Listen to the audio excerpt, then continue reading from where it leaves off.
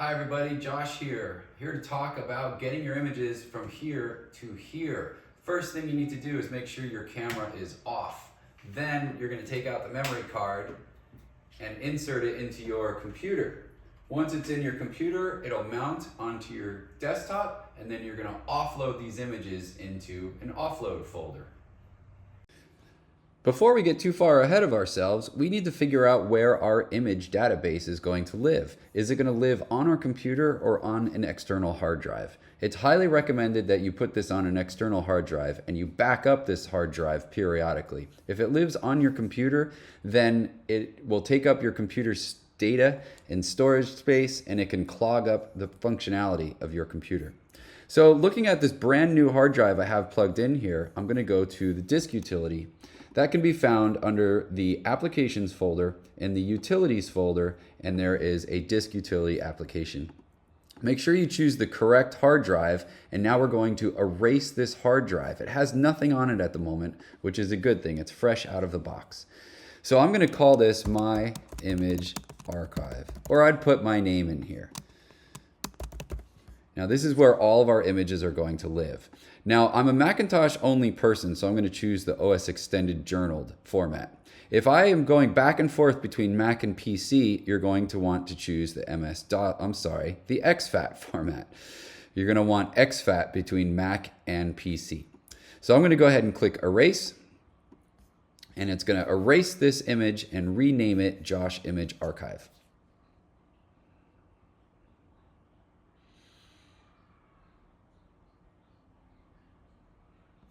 Okay, now I can click Done. So now that it has been erased, I'm going to set up a series of folders. These are going to be folders in which I'm going to transfer my images into, and where my Lightroom library is going to reside. So the first folder is going to be an offload to sort folder. So I'll call it offload to sort. Now this is going to be every time I plug in my card, I'm going to put all my images into this folder, unless I know specifically what's on that card and I can create a folder for that. I'm going to make another folder here under the File to New Folder window, and I'm going to call this Image Database. And lastly, there's going to be a catalog folder. Now this is where your Lightroom information is going to live. So your images are going to end up living in the image database, and your Lightroom catalog is going to live in a Lightroom catalog folder. So I have 3 folders here. Once we are done with the disk utility, we can go to disk utility, and quit disk utility. Now we're going to insert the memory card that came out of our camera, and that will mount on your desktop. So once that mounts, we're going to open up that memory card, and we're going to take the files off of that memory card. Now you have to go and find where the files exist. Now it depends on your computer, and it depends on your camera and the formatting of your camera, but they will exist in an image folder. Now I typically do Command A, which is select all, as seen in the edit menu and under select all. So I will grab all of these images and I'm going to pull them into my offload to sort folder. So it's going to take a minute to transfer them, but this is going to safely get them off of the card into this folder that lives in your image database. From here, I'm going to launch a program called Bridge. Bridge is a wonderful program to help me get organized and sorted. So what I'm going to do is, once Bridge has been launched, I am going to take this offload to sort folder and drag it onto the Bridge icon in my dock. Now that my folder is viewable in Bridge, I am able to use Bridge and see what resides in that folder. Now, as you can see, this is a performer on stage, and as I go through here, I've got other performers. So I need to sort these into folders prior to getting these into Lightroom. Now, Bridge is a wonderful tool. It shows me a lot of information about every single photograph. This one is telling me it was shot at f2.8 at 1/250th of a second at 10,000 ISO. And this will even drill into the exact day and time that these images were captured. Now, these images have already been rated, which can be done on the camera, but they can also be rated within Bridge. So by clicking on an image, you can do star 1, 2, or 3, as indicated here, to rate your images accordingly. Once your images have been rated, you'll see a ratings tab over here, and you'll see just the 3-star images, or we can look at just the 2-star images. Now, you will not see a ratings indication here until you've rated your images. And the same thing for labels. But there are other great things in here that you can drill in and find only the landscape images, or we could look at only the portrait images, and so on and so forth. So Bridge is a really great and handy way to just see what is in your folders. Now, realizing that I have all these different bands and different things on my memory card, I'm going to create folders in my image database to get organized before I get into Lightroom. Okay, so I have two choices. I can find my image archive hard drive here and go to my image database, and in Bridge I can create new folders. So one of these is a performer called Evan Gia. Another one is, I could do another new folder, and I'm going to call this Fred Armisen. Now, I can also do this from the hard drive level. I'm going to shrink Bridge, and I'm going to go into the Finder and do it here. Here's my image database. I can open this up by double clicking on it. You see those two folders that Bridge created, and I can do it here. I'll create another new folder, and I'll call it Interpol. And then I could call this other one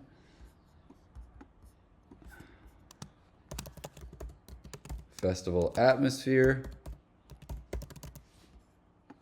And it needs one more called, these are all the people that were on that memory card. So I don't want to have just a database of band names. I'm going to be shooting other things as well. I'm going to be shooting people, portraits, landscapes, locations, product photography, all sorts of other things. So my image database is going to get even more organized. So in here, I'm going to call this a music folder or a bands folder. And I'm going to take all of these different folders by holding down the Shift key, and I'm going to put these into a bands folder. Then I'm also going to start sorting and creating new folders, and this one could be called landscapes. Then I could have another folder, and this might be portraits. So as you build your database and shoot more and more, you're going to create more and more categories for your images. So back to my old friend Bridge. So once I'm in Bridge, I need to go to the offload to sort folder. So in here, you should be able to see your computer, the hard drives mounted to your computer. Now, I no longer need the memory card.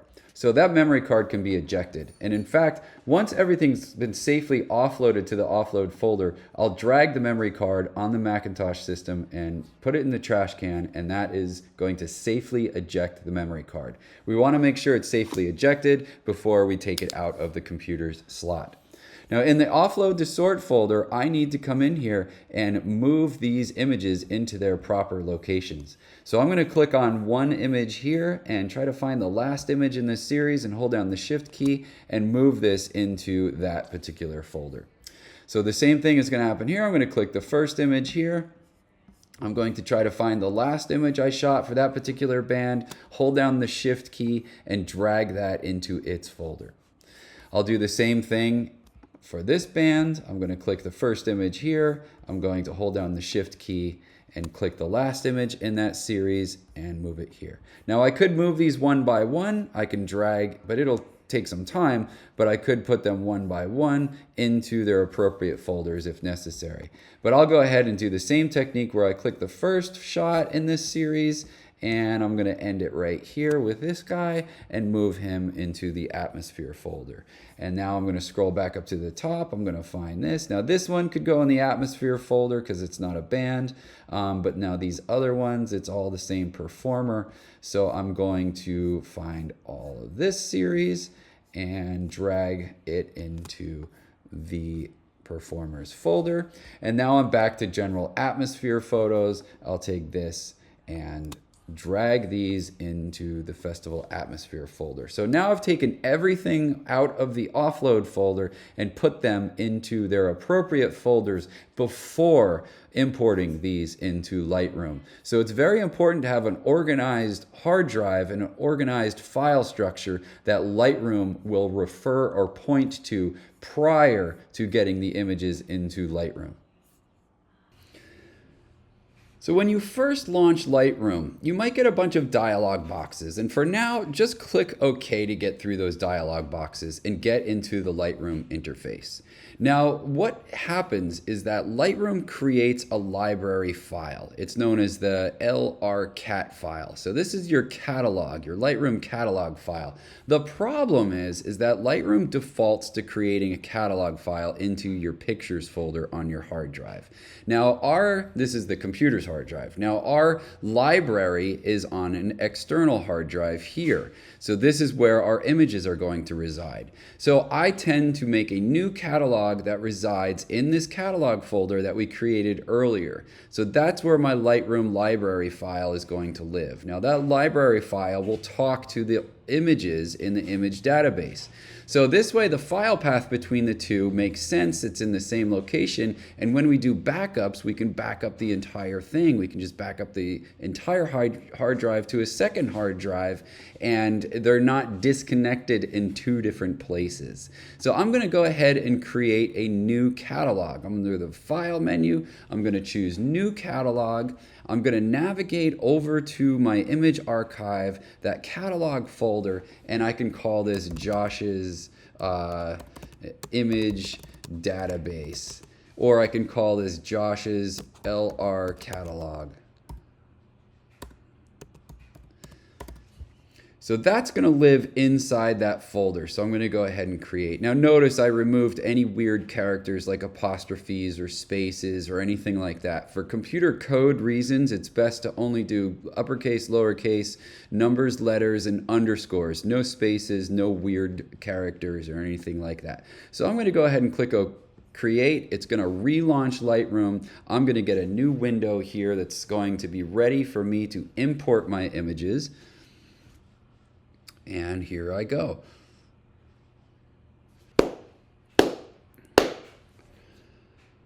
One more thing before we actually import, however. Under Lightroom Classic, once this catalog has been launched or relaunched in my new location with my new name of my catalog, I'm going to go to the Lightroom Classic pull-down menu and down to Preferences. Now, one preference I'm going to uncheck is this Show Import Dialog when memory card is detected. So if you still have your memory card inserted in your computer, Lightroom could very well be forcing you to import from that memory card and import into a Lightroom location that Lightroom chooses. So instead, we've already organized ourselves on our hard drive. Now that's going to really help us down the road when we need to locate files, and we're going to have a sorted file structure and folder structure within Lightroom on this side.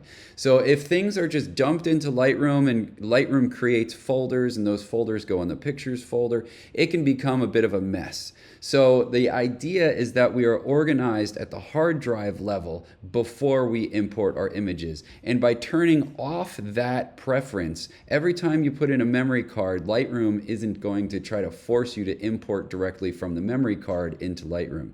Now there are people that use that workflow and can manage that workflow, but for me, for my own sake of being organized and double organized, I would rather everything is organized first before Lightroom sees it, and then we're going to have an organized system on this side as well.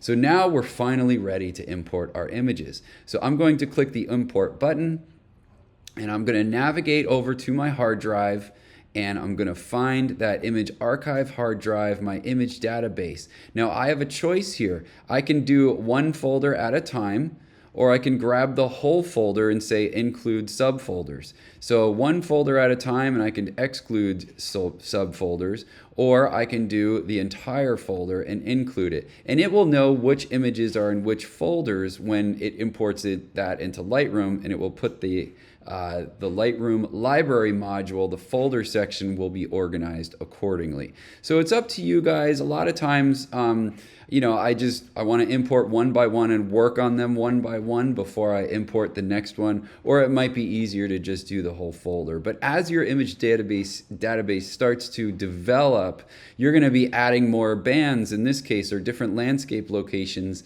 and you'll be adding those one by one. So this is just from the start. As I could do bands, it'll grab them all, but later I might shoot another band, and then I would import those bands one by one.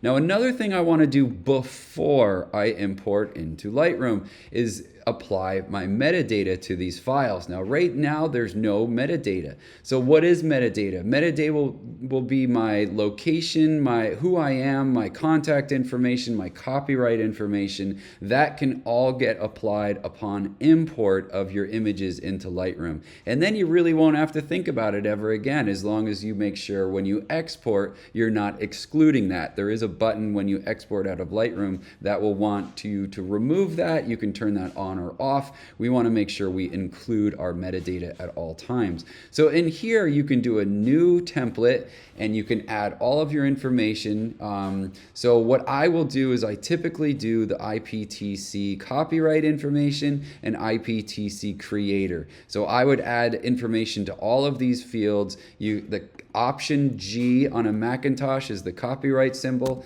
and I could say my name and then the year, which is important. And every year I create a new template where I just update the year. And the copyright status, it's not technically copyrighted with the United States Copyright Office. That's a bigger discussion. But if this is not a work for hire shoot, then you do technically own the photographs. And then I could say all rights reserved, and so on and so forth. You could put your website in here, and again, put all of your information, as much as you feel comfortable putting in here. And you're going to create a template, and you'll give this a name.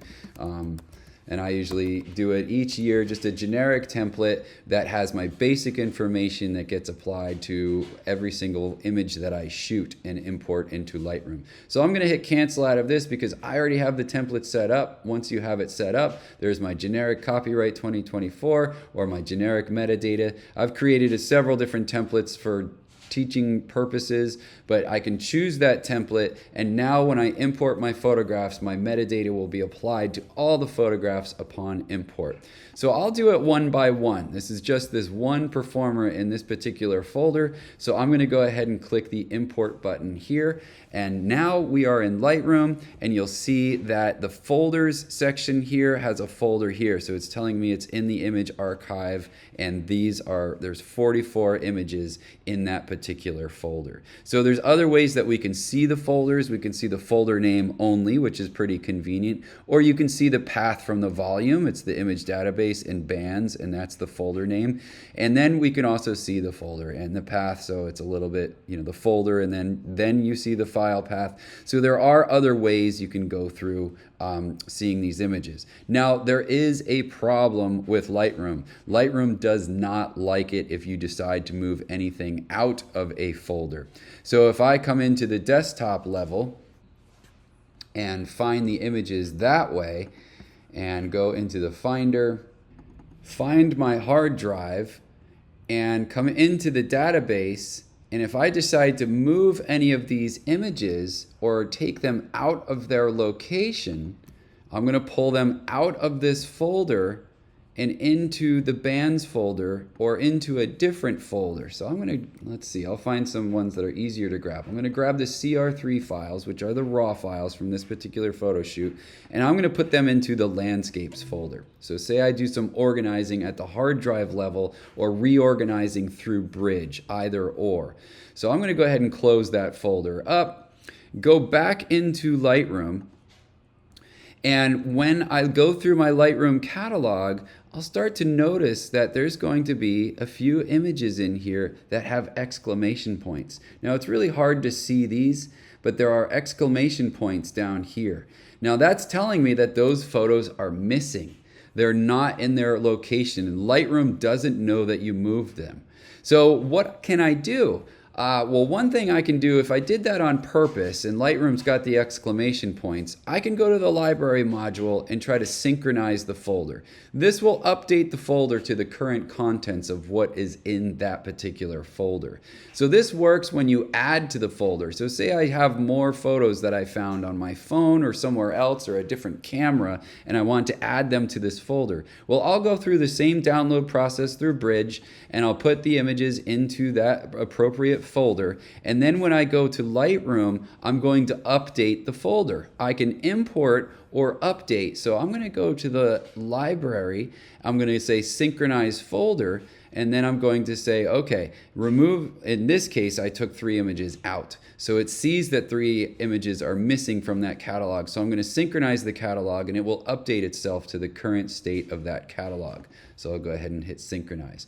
However, if I put new images into that folder, the same thing would apply. If Lightroom doesn't see them right away, which it won't, they either have to get imported, or you can go and synchronize that folder, which will update the folder, and it will recognize that there's new images in that folder, and those new images will be presented within the Lightroom library.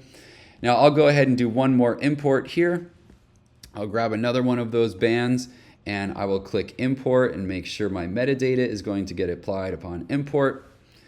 And now I have a second folder here. So as you start to develop your library, you're going to have several folders that you can go through and find here. And you have different ways that you can view your folders. Now you can move images throughout Lightroom. That is okay, and it will move them on your computer as well. However, if you move them on your computer or through Bridge, Lightroom will not know they've been moved, and you get those exclamation points. So be very careful. Do not move things outside. Once they're in Lightroom, try not to move them out of their folders or move them from within folders within Lightroom. So I can take this guy and it will say, well, you want to move him into the other folder.